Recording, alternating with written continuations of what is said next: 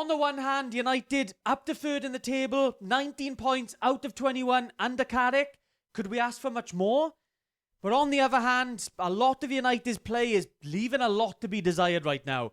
The last few weeks, we've lacked any real sharpness, any crispness to our passing. A lot of the players' touches just seem to be all over the place. This one game a week stuff, I'm finding it hard to see a major advantage in it. Because United go on the pitch and they look like complete strangers.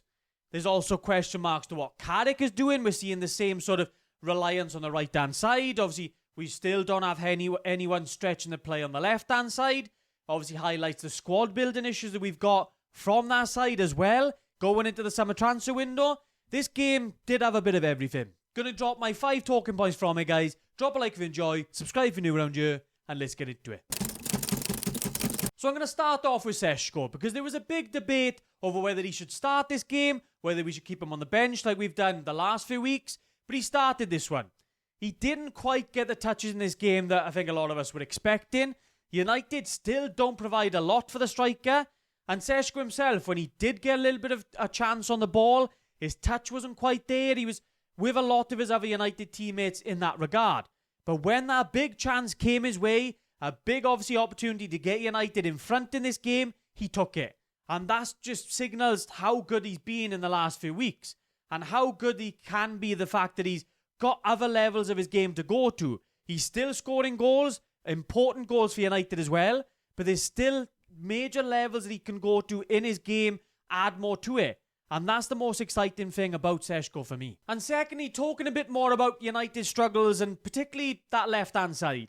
Because I've highlighted Cunha and his obviously, whenever he plays on that left-hand side, and it seems like Carrick have settled on him playing on that left-hand side a little bit more.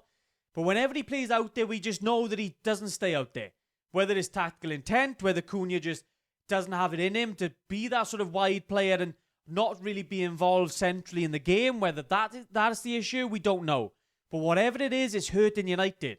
Because that left-hand side, there's an acre of space whenever United are attacking.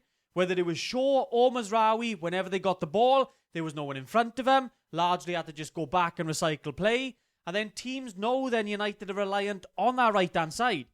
But there's a trouble right now because you can't really drop Cunha because he's actually involved in a lot of moments that are doing well for United. Obviously, in this one, got the penalty, got the player sent off. He was pivotal to us. But there was such large portions of this game where you're just scratching your head, wondering what's going on and why United can't play with 2 wide players, really stretch the pitch, and really attack down the sides.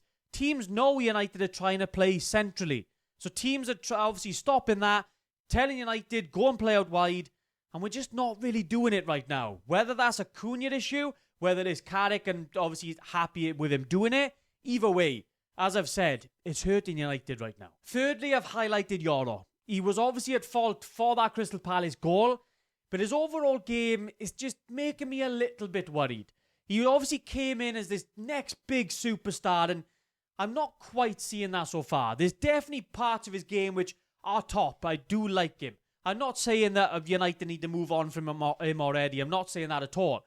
But there's definitely some stuff he needs to work on, and I'm not quite seeing enough work being done because I'm still seeing the same sort of issues that we saw last season. I think with Yoro, a lot of the time, that goal just highlighted it perfectly. He's looking for the contact.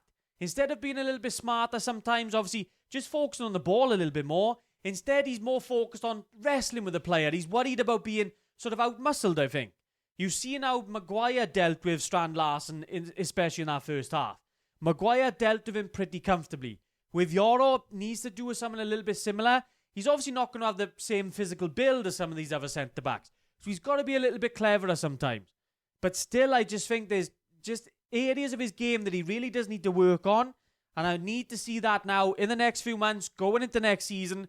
Because I still think there's a top player in there. But I just think United need to unlock a little bit more of his potential. And penultimately, talking a little bit more about United and the left-hand side. I've spoken about Carrick and potentially the tactical intent with Cunha on that side. But I highlighted Luke Shaw. Because with Shaw injured now, Martinez, we don't know how long he's going to be out for. United are really lacking left-footed players on that left-hand side. Mazraoui did really well when he came on, but he's another right-footed player. So everything sort of starts to come back into the inside of the pitch rather than having that opportunity to go outside on that left-hand side. So it does limit United a fair bit. But this is where the squad building issues come in. You're looking at United right now, we've got no recognised left winger. We've got no proper recognised left back either, really. Luke Shaw, we've need replacing on him for quite some time now. We've relied on him probably far too much this season. Dogu, there's still question marks about him. Obviously, is he going to be a left winger? Is he going to be a left back? I definitely think he's more of a left back. But whenever he's played there over the last year or so, however long he's been at United, I haven't been fully convinced of him being that starting left back for United. So particularly that left-hand side now, along with our centre midfield, going into the summer, there's an absolutely, we keep saying it, an absolutely huge transfer window now for Ineos to get right. And lastly now, talking a little bit more about Carrick, because there are still some issues the United need to sort out. The attacking side of things really does need sorting, because from open play, United really lacked a lot of anything. We were a bit lucky to obviously Palace had that red card, and that did allow United to take full control then. But it's also more worrying for me how easily Palace played through us in that first sort of 10-20 minutes of the game. Palace are not known for really cutting teams apart, but they were doing that to United with some ease. I did a video last week about United and how they were struggling in pressing, and that was highlighted again in this Palace game. United couldn't get pressure on the ball. Palace's wing-backs were constantly that free man, so Palace were able to progress that ball onto United's back line far too easily. And that's been a recurrent trend under Carrick now. So for as good as we've been, I don't want to sound too critical, because United up to third, obviously won so many points under Carrick now. He's got us in a great position, but there is still some stuff to work on. I do obviously think the Carrick will know that, so I'm just expecting to see now some improvements in the next coming weeks now. Let me know what you guys think down in the comments down below, guys. As always, stay tuned. I'll catch you in the next one. Stay tuned to Welsh Red TV.